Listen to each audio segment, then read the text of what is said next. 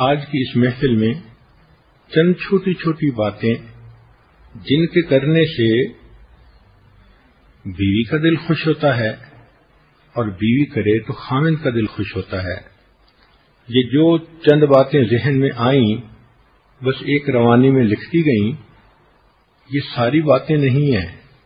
آپ سوچیں گی تو ہو سکتا ہے اس سے 5 گنا اور زیادہ اچھی باتیں آپ اکٹھی کر لیں، but it's a food for thought. اتنا ضرور ہے کہ ان باتوں سے آپ کو ایک اندازہ ہو جائے گا کہ میاں بیوی کو آپس میں محبت پیار سے کس طرح رہنا چاہیے. اگر محبت پیار کی زندگی ہے تو پھر شریعت کے مطابق پرسکون زندگی ہے. آج کل کیوں شادی کو نوجوان اپنے لیے ایک قید سمجھتے ہیں؟ اس لیے کہ شریعت کی پرواہ نہیں ہوتی. دونوں غلطیاں کرتے ہیں اور شادی پھولوں کی سیج کی بجائے کانٹوں کی سیج بن جاتی ہے. لطیفہ مشہور ہے کہ نوجوان ڈاکٹر کے پاس گیا، ڈاکٹر صاحب کوئی لمبی عمر کا نسخہ بتائیں. اس نے کہا شادی کر لیں.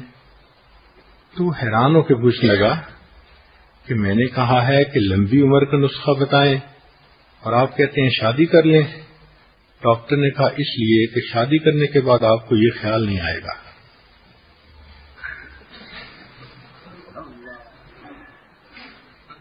تو جب شریعت کی خلاف ورزی کی زندگی ہو تو پھر یوں پریشانیاں ہی پریشانیاں ہوتی ہیں. اور اگر شادی کی زندگی، محبت پیار کی زندگی نبھانی ہے تو شریعت کو سامنے رکھ کے زندگیاں نبھا لیں. پھر دیکھیں اللہ تعالیٰ دلوں کو کس طرح جوڑتے ہیں اور دلوں کو کس طرح ایک دوسرے کے ساتھ نتھی کر دیتے ہیں. چنانچہ شادی کے شروع میں مرد نے جو محبت کا اظہار کیا تھا اس کو پوری زندگی کے لیے معیار بنا لیا جائے اور وقتاً فوقتاً ان باتوں کا تذکرہ کرتے رہنا چاہیے. تذکرہ کرنے سے یادیں تازہ رہتی ہیں. شریعت نے کہا کہ مرد جب گھر آئے تو مسکراتا ہوا کشادہ پیشانی سے داخل ہو، دعا پڑھے تاکہ گھر میں برکت ہو، اور بیوی کو محبت بھرا سلام کہے. اور بیوی اگرچہ ہی کاموں میں مصروف ہو مگر اپنے آپ کو فارغ کر کے خاوند کا سلام قبول کرے. خاوند اپنی بیوی کو 10-15 منٹ فوکسڈ اٹینشن کا دے. اس سے پوچھے آپ کا وقت کیسے گزرا، آپ نے اس دوران کیا کیا. اللہ نے عورت کی طبیعت میں فرما برداری رکھی ہے تو ایک ماتحت ہونے کی وجہ سے اس کی فطرت ہے کہ اس سے کارگزاری پوچھی جائے. اب اپنا میاں ہی نہیں پوچھے گا تو یہ کس کو بتائے گی، کس کے سامنے دل کھولے گی. تو عورت کا جی خوش ہوتا ہے اور اسے فیلنگ ملتی ہے کہ میرے خاوند کو میری زندگی میں دلچسپی ہے، تبھی تو پوچھ رہا ہے کہ وقت آپ کا کیسے گزرا.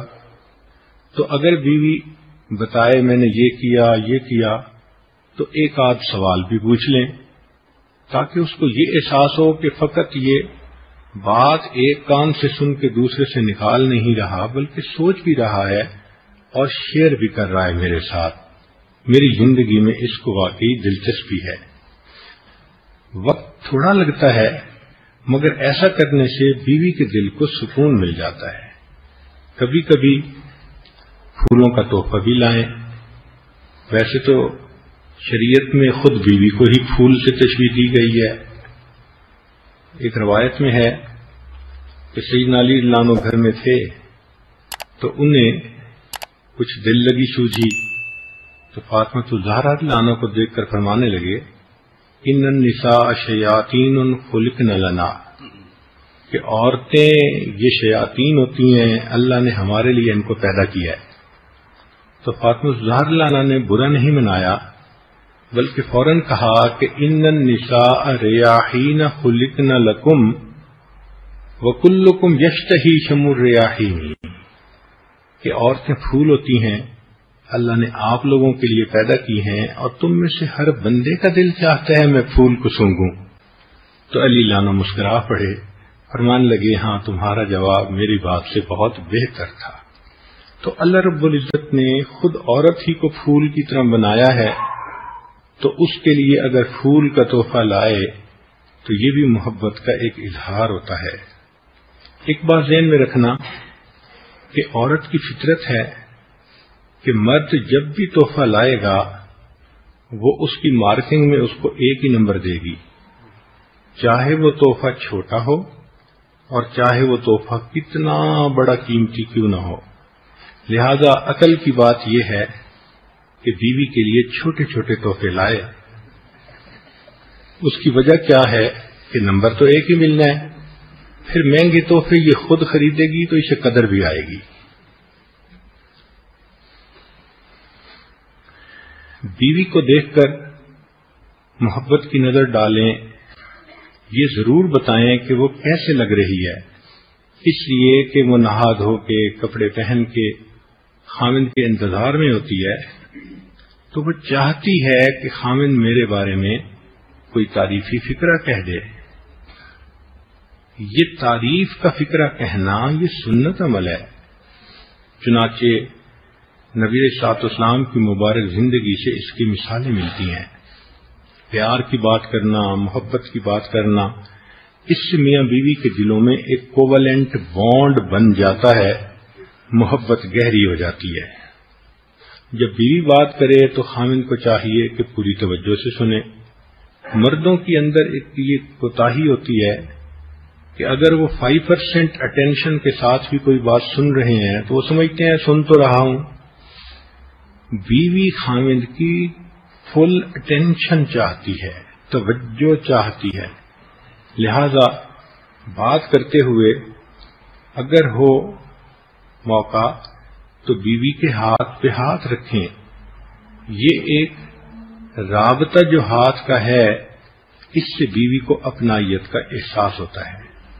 اگر آپ دفتر میں یا بزنس میں ہیں تو درمیان میں سے وقت نکال کے ایک چھوٹی سی کال کر کے بیوی کی خیریت ضرور دریافت کر لیں، ضرورت دریافت کر لیں۔ آپ کو کسی چیز کی ضرورت ہو تو میں آتے ہوئے لیتا آؤں، یا کوئی اور چیز ہو، انسان ہے، صحت ہے، بیماری ہے، ضرورتیں ہیں گھر کی، تو اس طرح اپنے کام کے وقفے کے دوران ایک چھوٹی سی کال بیوی کے لیے ایک نعمت ثابت ہوتی ہے۔ بیوی کو ہر روز بتائیں کہ آپ اس سے محبت کرتے ہیں۔ یہ سوچ لینا کہ اب بیوی ہے، محبت آپ سے ہی تو کرتا ہوں، نہیں، اس کی ضرورت ہوتی ہے۔ اسی لیے تو حدیث پاک میں آتا ہے کہ نبی صاحب نے فرمایا، حمیرہ تم مجھے مکھن اور کھجور کو ملا کر کھانے سے زیادہ پسندیدہ ہو؟ تو عائشہ لان نے فوراً جواب دیا، اے اللہ کے حبیب صلی اللہ علیہ وسلم، آپ مجھے مکھن اور شہد کو ملا کے کھانے سے بھی زیادہ محبوب ہیں۔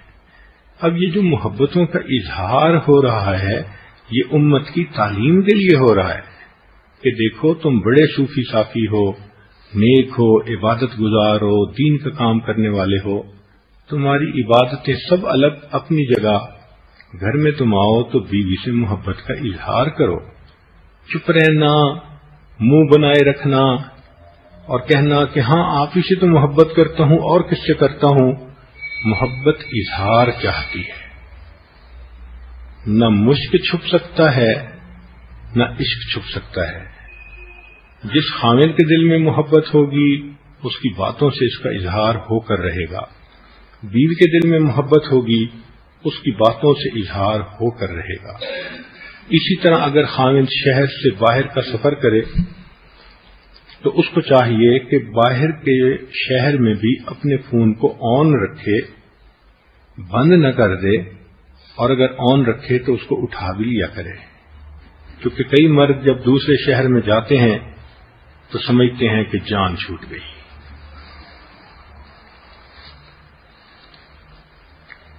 سنت یہ ہے کہ انسان نے سفر پر جانا ہو تو جانے سے پہلے بھی بیوی سے ملاپ کرے، اور اگر سفر سے واپس آنا ہو تو واپس آنے کے بعد بھی ملاپ کرے۔ حضرت شیخ الحدیث مولانا زکریا رحمۃ اللہ علیہ نے بھی اس کی بہت اہمیت لکھی ہے۔ مرد کو چاہیے کہ وہ بھی بیوی کے لیے اچھے کپڑے پہنے، خوشبو لگائے، اسوہ صحابہ پر عمل کرے۔ چنانچہ ایک صحابی کے بارے میں آتا ہے کہ وہ بہت اچھی خوشبو لگا کے رکھتے تھے، تو پوچھنے پر انہوں نے فرمایا کہ میری 2 بیویاں ہیں اور میرا جی چاہتا ہے کہ میں ان کے لیے ایسا بن کے رہوں کہ ان کے دل میرے پاس آ کر مطمئن ہو جائیں۔ شریعت نے کہا کہ اگر خاوند بیوی سے خصوصی وقت لینا چاہتا ہے تو اس کے لیے پیغام بھیجے۔ صحابہ نے کہا اے اللہ کے حبیب صلی اللہ علیہ وسلم، قاصد بھیجنے سے کیا مراد؟ تو فرمایا کہ بوسہ یہ قاصد ہوتا ہے، یعنی بیوی کو محبت کی نظر سے دیکھنا، کوئی ایسا لفظ بولنا کہ بیوی کو پتہ ہو کہ خاوند ملاپ چاہتا ہے، یا بیوی کو بوسہ لینا، یہ سب چیزیں۔ اب دیکھیں شریعت کی کیا خوبصورتی ہے کہ پہلے سے اگر ایک بات کر دی جائے گی تو دوسرے بندے کا ایک ذہن ہوتا ہے، اگر وہ پہلے کسی کام میں مصروف بھی تھا تو اب ذہن بن جانے کی وجہ سے اس کو میل ملاپ کی بھی دلچسپی زیادہ ہو جاتی ہے۔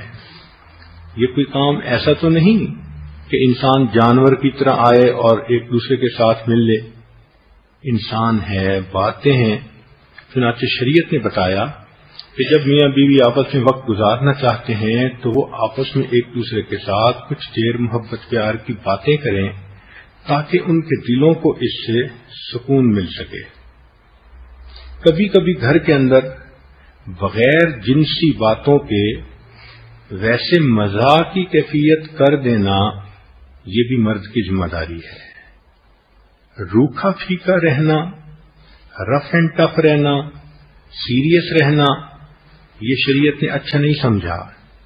کوئی ایسی بات کر دی، کوئی لطیفہ سنا دیا جس سے کہ طبیعتوں کے اندر انشراح آ جائے، خوشی آ جائے۔